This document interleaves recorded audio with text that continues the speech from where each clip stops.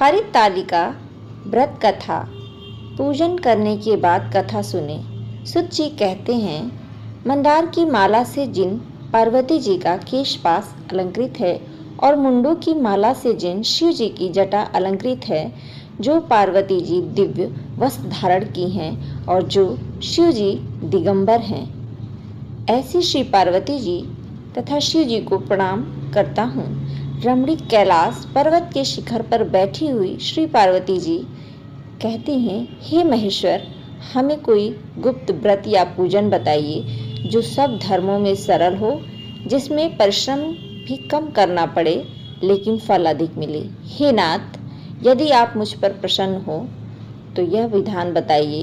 प्रभु, किस व्रत, तप या दान से आदि मध्य और अंत रहित आप जैसे महाप्रभु हमको प्राप्त हुए हैं। शिव जी बोले, हे देवी सुनो, मैं तुमको एक व्रत जो मेरा सर्वस्व छिपाने योग्य लेकिन तुम्हारे प्रेम से वशीभूत होकर मैं तुम्हें बतलाता हूँ। जैसे नक्षत्रों में चंद्रमा, ग्रहों में सूर्य, बड़ों में ब्राह्मण, प्रेम देवताओं में विष्णु, नदियों में गंगा, पुराणों में महाभारत, वेदों में सामवेद और इंद्रियों में मन श्रेष्ठ है।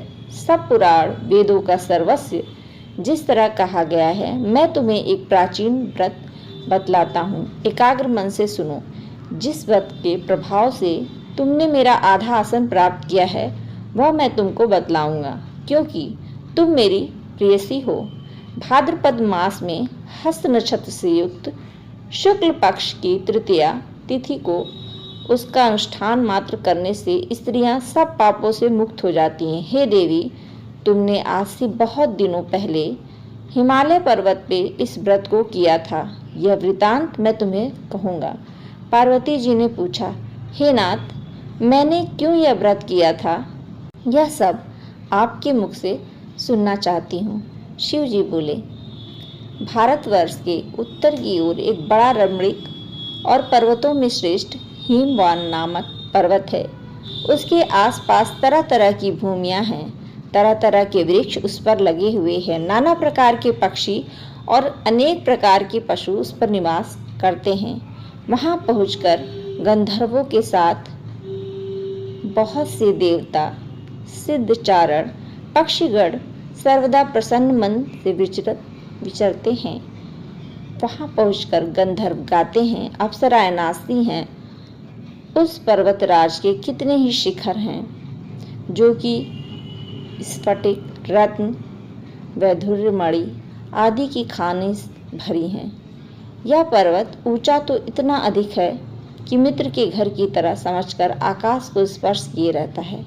उसके समस्त शिखर सदैव हिम आच्छादित रहते हैं और गंगा जल की ध्वनि सदा सुनाई देती रहती है। हे पार्वती, तुमने बालकाल में उसी पर्वत पर तपस्या की थी। 12 वर्ष तक तुम उल्टी टंग कर केवल धुआं पीकर रही। 64 वर्ष तक सूखे पत्ते खाकर रही। माघ मास में तुम जल में बैठी रहती और बैसाख की दोपहरी में पंचाग्नि तापती थी। श्रावण के महीने में जल बरसता तो तुम भूखी प्यासी रह मैदान में बैठी रहती। तुम्हारे पिता इस तरह के कष्ट सहन को देखकर बड़े दुखी हुए। वे चिंता में पड़ गए कि मैं अपनी कन्या किसको दूं। उसी समय नारद जी वहां आ पहुंचे। मुनि श्रेष्ठ नारद जी उस समय तुम्हें देखने गए थे। नारद जी को देखकर गिरि ने अर्धपाद आसन आदि देकर उनकी पूजा की और कहा, हे स्वामी, आप किस लिए यहाँ आए हैं? मेरा अहोभाग्य, आपका आगमन मेरे लिए अच्छा है। नारद जी बोले, हे पर्वतराज, सुनो, मैं भगवान विष्णु का भेजा हुआ आपके पास आया हूँ। आपको चाहिए कि यह कन्या रत्न किसी योग्य वर को दे। भगवान विष्णु के समान योग्य वर ब्रह्मा, इंद्र, शिव इनमें से कोई नहीं है। इसलिए मैं कहूँगा कि आप अपनी कन्या भगवान विष्णु को ही देवें। हेमयान ने कहा, भगवान विष्णु स्वयं मेरी कन्या ले रहे हैं और आप यह संदेश लेकर आए हैं तो मैं उन्हें अपनी कन्या दूंगा। हिमवान की इतनी बात सुनकर मुनिराज नारद आकाश में विलीन हो गए। वे पीतांबर, शंख, चक्र और गदाधारी भगवान विष्णु के पास पहुँचे। वहाँ हाथ जोड़कर नारद जी ने भगवान विष्णु से कहा, हे देव सुनिए, मैंने आपका विवाह पक्का कर दिया है। उधर हिमवान ने पार्वती के पास जाकर कहा, हे पुत्री, मैंने तुम्हें भगवान विष्णु को दे डाला है। तब पिता की बात सुनकर तुम बिना उत्तर दिए अपनी सखियों के घर चली गई। वहां जमीन पर पड़कर तुम बड़ी दुखी होती हुई विलाप करने लगी। तुमको इस तरह विलाप करते देख एक सखी ने पास आकर कहा, देवी, तुम क्यों इतनी दुखी हो? इसका कारण बताओ। तुम्हारी जो कुछ इच्छा होगी मैं यथाशक्ति उसको पूरा करने की चेष्टा करूंगी, इसमें कोई संशय नहीं है। पार्वती जी बोली, मेरी जो कुछ अभिलाषा है उसे तुम प्रेम पूर्वक सुनो। मैं एकमात्र शिव को अपनी पति बनाना चाहती हूँ, इसमें कुछ भी संशय नहीं है। मेरे इस विचार को पिताजी ने ठुकरा दिया, इससे मैं अपने शरीर को त्याग दूंगी। पार्वती जी की इस बात को सुनकर सखियों ने कहा, शरीर का त्याग ना करो, चलो किसी ऐसे वन में चले जहाँ पिताजी को पता ना लगे। ऐसी सलाह कर तुम वैसे वन में जा पहुंची। उधर तुम्हारे पिता घर घर तुम्हें खोजने लगे। दूतों द्वारा भी खबर ना लगने पर कौन देवता या किन्नर मेरी पुत्री को हर ले गया। उन्होंने मन ही मन कहा, मैं नारद जी के आगे प्रतिज्ञा कर चुका हूँ कि अपनी पुत्री भगवान विष्णु को दूंगा। ऐसे सोचते सोचते हिमवान मूर्छित हो गए। गिरिराज को मूर्छित देख सब लोग हाहाकार करते दौड़ पड़े। जब होश हुआ तब सब पूछने लगे कि गिरिराज, आप अपनी मूर्छा का कारण बताइए। हिमवान ने कहा, आप लोग मेरे दुख का कारण सुने, ना मालूम कौन मेरी कन्या को हर ले गया।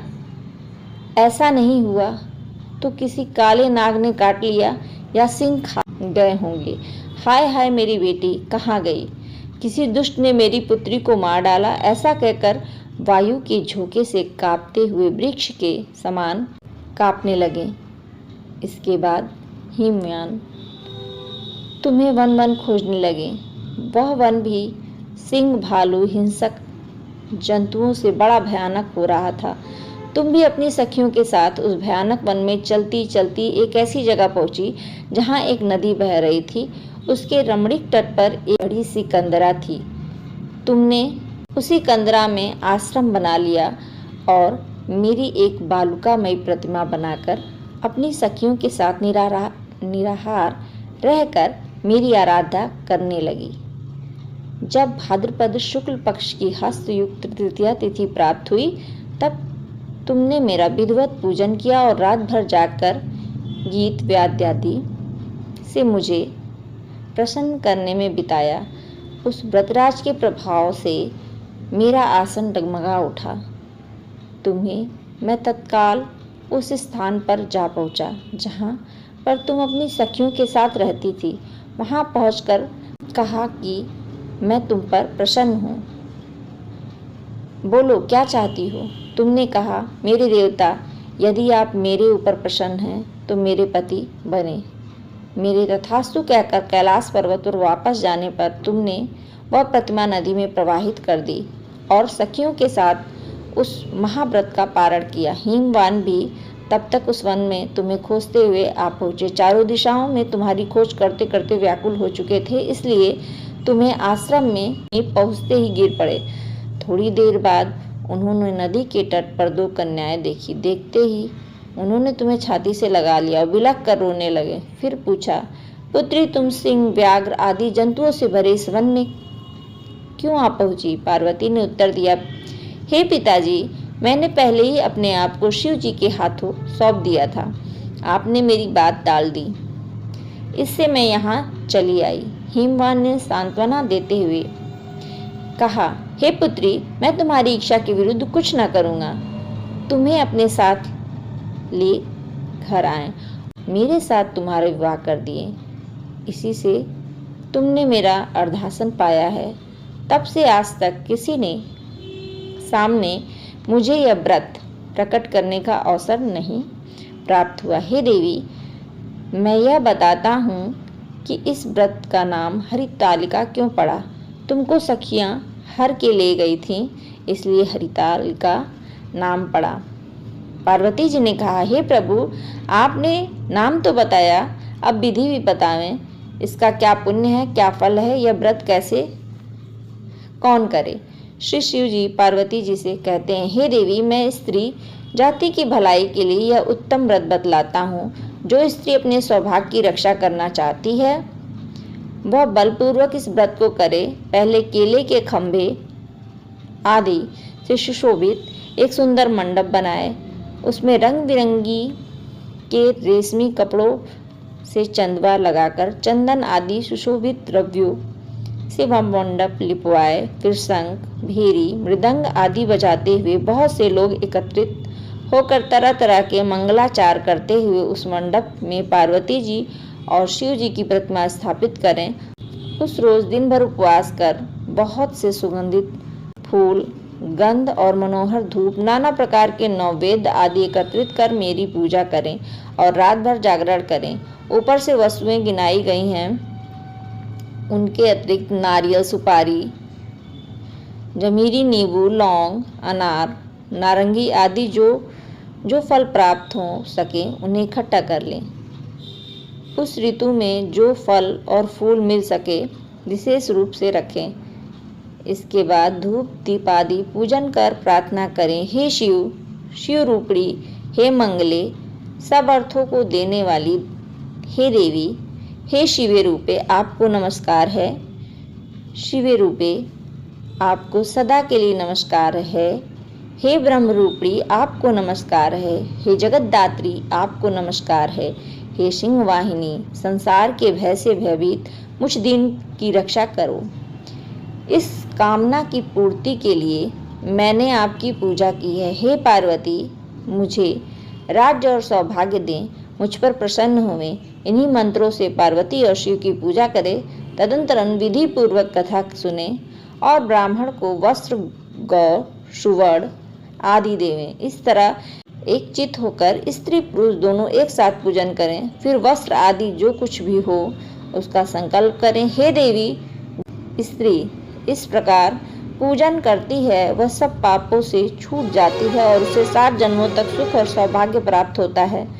जो स्त्री तृतीया तिथि का व्रत ना कर अन्न भक्षण करती है तो वह 7 जन्म तक बांध्या रहती है, उसको बार बार विधवा होना पड़ता है। वह सदा दरिद्री, पुत्र शोक में शोकाकुल, स्वभाव से लड़ाकी, सदा दुख भोगने वाली होती है और उपवास न करने वाली स्त्री अंत में घोर नरक में जाती है। तीज के दिन अन्न खाने से सूकरी, फल खाने से बंदरिया, पानी पीने से जोग, दूध पीने से सांपनी, मांसाहार करने से बाघनी, दही खाने से बिल्ली, मिठाई खाने से चींटी और सब खाने से मक्खी होती है। उस रोज सोने से अजगरी, पति को धोखा देने से मुर्गी होती है। इसलिए हर स्त्री व्रत अवश्य करें। दूसरे दिन सुवर्ण, चांदी, तांबा अथवा बांस के पात्र में अन्न भरकर ब्राह्मण को दान करें और पारण करें। जो स्त्री इस प्रकार व्रत करती है वह मेरे समान पति पाती है और जब वह मरने लगती है तो तुम्हारे समान उसका रूप हो जाता है। उसे सब प्रकार के सांसारिक भोग और सायुज्य मुक्ति मिल जाती है। इस हरितालिका की व्रत कथा सुनने मात्र से प्राणी को 1000 अश्वमेघ और सैकड़ों वाजपेयी यज्ञ करने का फल प्राप्त होता है। हे देवी, मैंने यह सब व्रतों में उत्तम व्रत बतलाया जिसके करने से प्राणी सब पापों से छूट जाता है। इसमें कुछ भी संशय नहीं है। भगवान शिव की आरती।